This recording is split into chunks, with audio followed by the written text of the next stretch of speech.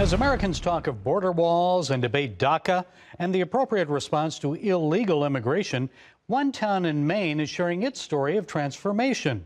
Several years ago, residents of Lewiston resisted the settlement of Somali refugees into their town. The mayor even wrote letters to federal officials urging them to stop the migration. But the Somali immigrants were determined to win the hearts and minds of the locals. Their story is told in the book, One Goal, a Coach, a Team, and the Game That Brought a Divided Town Together. The author Amy Bass joins us now with more. Amy, thanks for joining us today. So why did you choose that title for your book? Well, I think it's a play on words, obviously, that they have one goal in terms of their futures. They have one goal in terms of winning a state championship soccer game, and they win by one goal. When did the refugees first come to Lewiston, and why did the townspeople react negatively? We're looking at one of the fastest, if not the fastest, migrations into a town of this size in modern American history. So tell us a little bit about this. Is it a small town, and how many Somalis were we talking about? So Lewiston is a city of about 36,000 people. It's a mill town. It was a thriving manufacturing center in Maine, as many New England cities on rivers were. And the bottom fell out of manufacturing. So like those other New England cities, there was an enormous economic downturn. This created a big vacancy that Somali migrants started to seek and fill. Lewiston had a vacancy rate. So over the course of a decade or so, between 6,000 and 7,000 African immigrants arrived in Lewiston. Wow. And I mean, what were the people afraid of? Were they afraid of them taking jobs, them just not knowing their culture, or what? I think that there's all of that. I think there's a culture shift. I think there was a racial shift in terms of the city's demographics, language, food. Yes, there is always that fear that someone is getting something that you're not. And learning how to be a community is hard work. It doesn't just naturally happen. Well, I understand the Somalis were determined to make it work. How did they bring unity to Lewiston?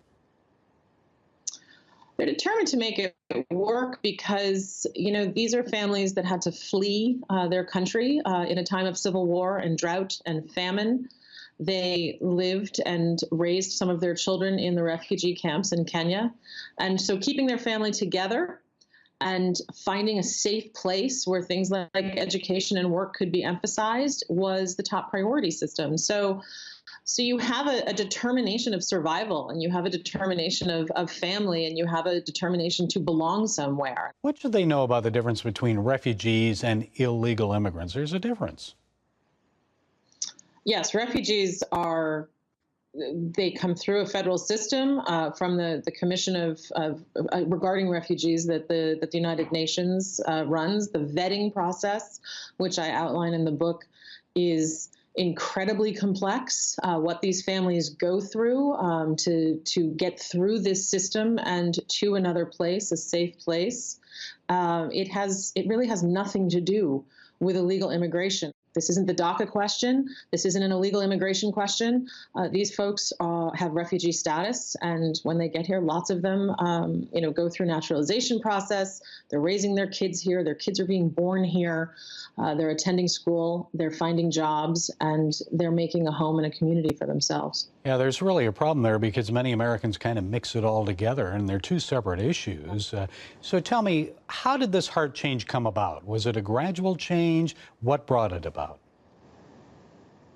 I think it's always a work in progress. I don't think it's ever anything to be thinking is settled, because, again, I do think that there's always steps forward and steps back.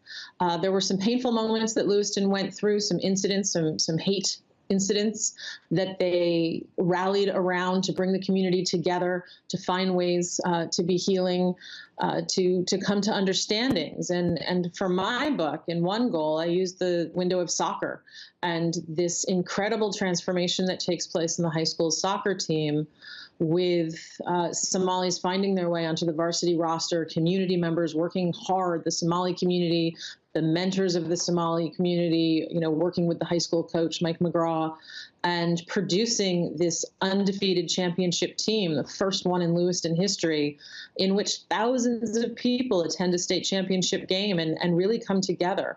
So community pride through sports. Absolutely. Absolutely. Well, it sounds like a fascinating story about heart change. The book, again, is One Goal, a coach, a team, and the game that brought a divided town together. Amy Bass, thank you so much for joining us today.